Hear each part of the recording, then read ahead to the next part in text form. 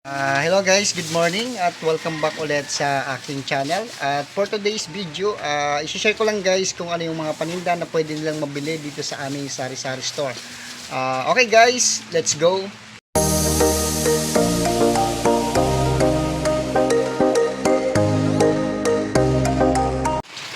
Ito nga pala guys yung paninda naming manok. Pinaplastic namin to guys bago namin siya ilagay sa freezer. Para hindi siya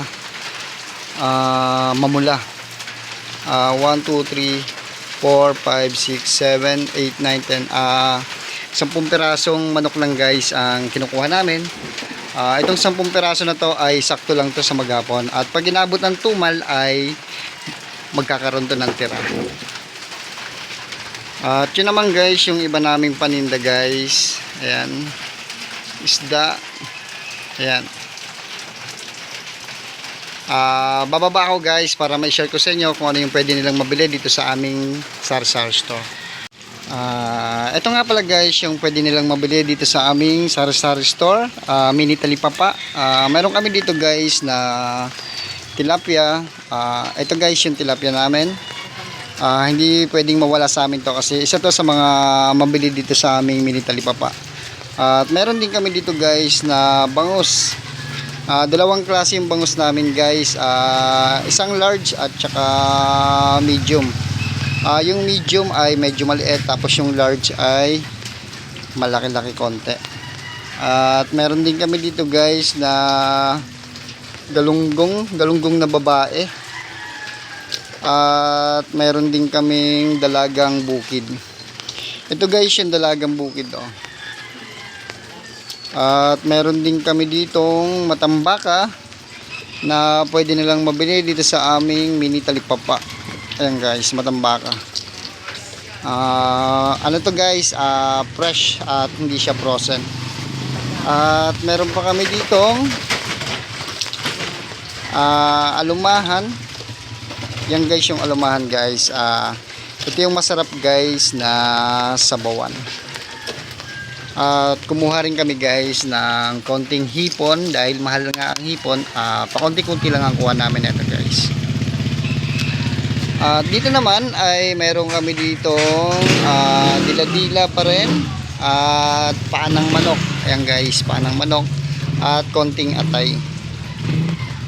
At dito sa kabila, dito naman guys yung mga baboy. Ito laman ng baboy. Ayan guys. At pork chop. Ito yung pork chop guys. At liempo. Ayan. At meron ding buto-buto. At ito naman guys yung manok namin na display.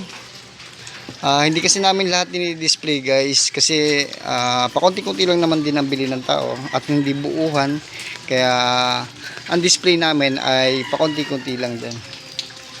At dito naman guys sa kabilang side ay makikita nyo dito ay may mga tinda rin kami ditong mga frozen food. Ganyan lang din guys ang nilalabas namin na display kasi madali lang masira guys ang frozen, lalo na kapag mainit. Mabilis siyang masira. Madalas kami nasisiraan yan guys kapag tag-init, tapos naka-display dyan na half day ng display. Nasisira talaga minsan. Dito naman guys sa kabila, mayroon din sila ditong mabibiling mga gulay. Ayan guys yung gulay namin at ang aking partner, ayan, meron kami dito guys na labanus. Ito guys yung labanus namin at okra. Ito yung okra namin guys, at ang tali nito guys ay 10 piso per tali. At sitaw at ampalaya. Ayan guys, saging. At ito naman guys yung talong. At meron din kaming carrots.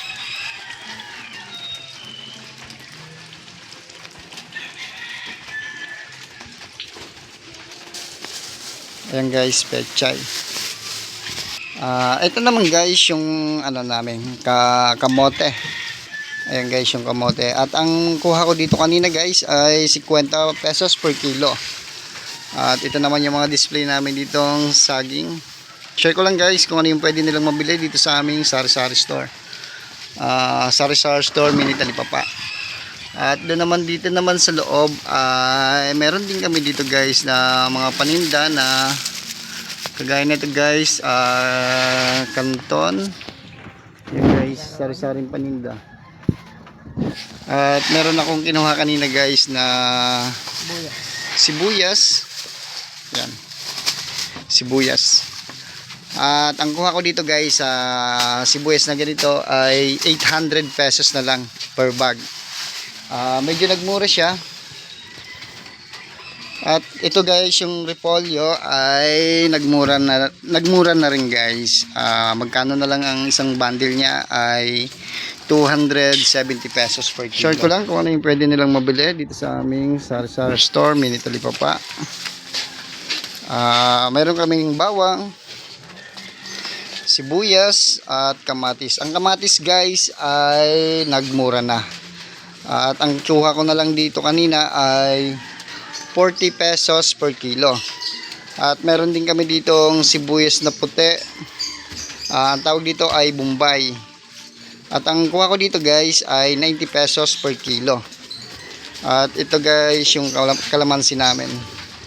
Yung kalamansi medyo mahal pa kasi nasa 90 pesos per kilo pa ang kalamansi. At ito naman yung siling green. Ayan. Share ko lang guys kung ano yung pwede nilang mabili dito sa aming sari-sari store. At yung mga tuyo namin guys ay nakasabit na. Madalang bukid ako dayo. Ayan guys, share ko lang. Wala ko panghalo ko. Ayan guys, share ko lang kung ano yung pwede nilang mabili. Wala ka nang ano daw ng palaya. Okay guys, at hanggang dito na lang ang video na to. At kung hindi ka pa nakasubscribe sa aking channel ay mag-subscribe ka na at pindutin mo na rin ang notification bell para lagi kang update sa mga bagong video na i-upload ko. Okay guys, thank you.